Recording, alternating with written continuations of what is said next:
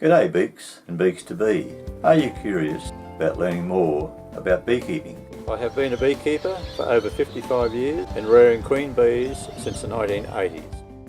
When I met Alan through my local beekeeping club, I knew nothing about bees. This morning we are cutting up a brood rearing mat out of an offcut of a piece of vinyl just from your carpet shop or flooring shop or whatever.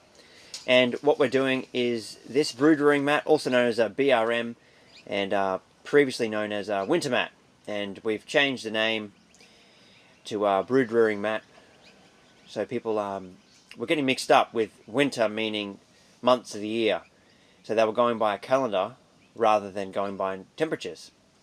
So the easiest way to get one to size is to get your piece of vinyl and then to lay down an excluder of the required length and width. So this one here is a 10 frame excluder, and what you want to do is cut it to just inside the outer dimension of the excluder. So if you were going to make one for a nucleus hive, you would obviously use a 4 or 5 or 6 frame excluder and go on from there.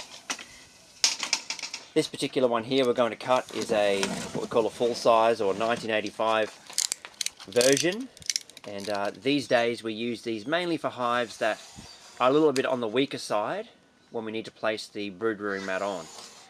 You definitely need to have the front slot cut, as Alan's demonstrating here, to allow for access and also to allow for ventilation. And as simple as that, this piece then gets placed underneath the excluder, not on top, as most excluders are metal and they can draw moisture and cold.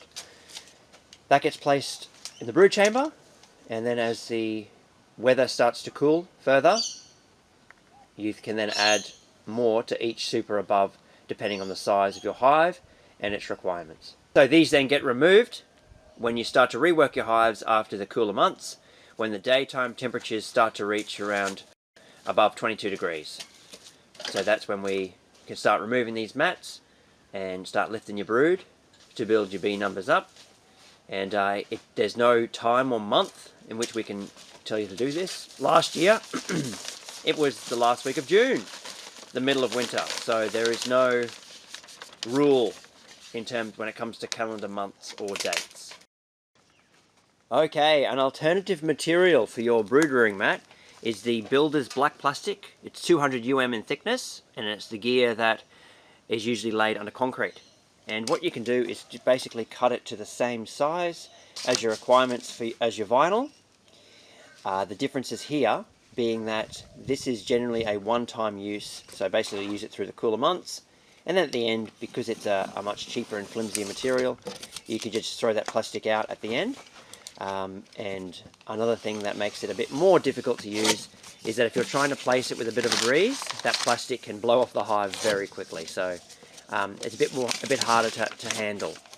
With our vinyl brood rearing mats, which is basically what we use now, each season, at the end of each season, they get irradiated, and therefore they're right to go on any hive, anywhere, the season afterwards.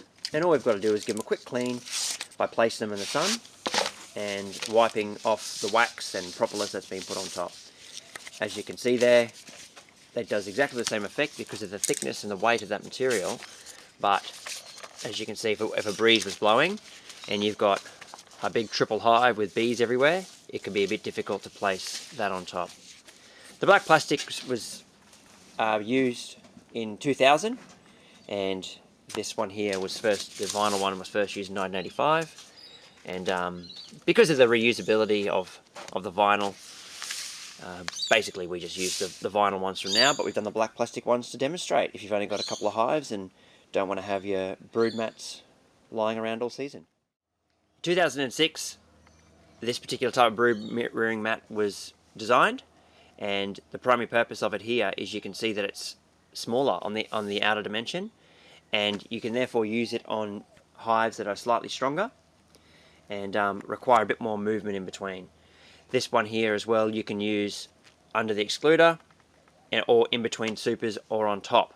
So if it gets quite cool and we want to keep the whole hive keeping that warmth in to save their energy, then we'll place one of these between each supers and then one on top above the beetle trap.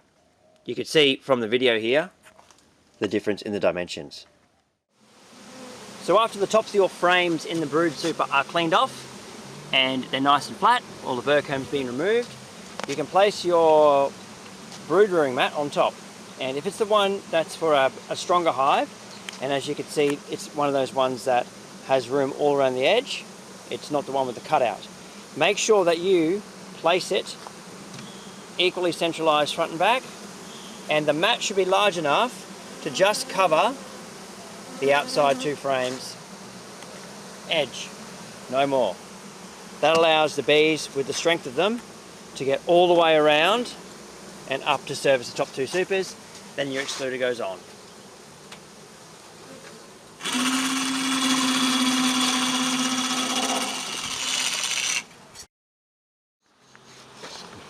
So the first thing you've got to do is clean all the tops of your frames, in case there's not much space between your excluder and the tops of your frame, so that the BRM will be fitted without any obstructions.